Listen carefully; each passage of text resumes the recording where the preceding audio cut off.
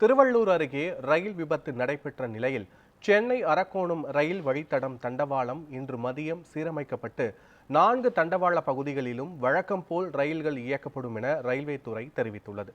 இதுகுறித்து எமது செய்தியாளர் தமிழன் வழங்கிய கூடுதல் தகவல்களை பார்க்கலாம்.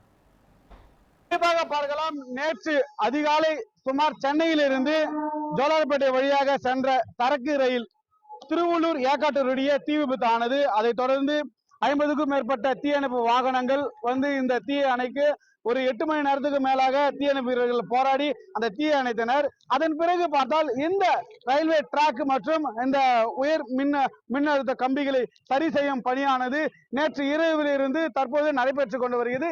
2 தண்டவாளத்தை மட்டும் சரி செய்து நேற்று இரவே பார்த்தால் 5 எக்ஸ்பிரஸ் ஆனது விடப்பட்டது.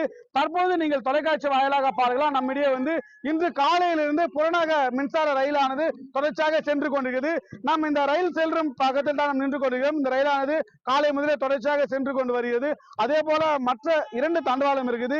சென்னை நோக்கி செல்லும் அந்த தண்டவாளம் எக்ஸ்பிரஸ் ஆனது சென்று கொண்டிருக்கிறது. அதே போல சென்னையிலிருந்து அரக்கோணம் வழியாக செல்லும் இந்த பகுதியில் இப்போ தற்போது லோக்கல் ட்ரெயின் என்று அழைக்கப்படும் மின்சார ரயிலானது தற்போது இந்த வழியில சென்றது.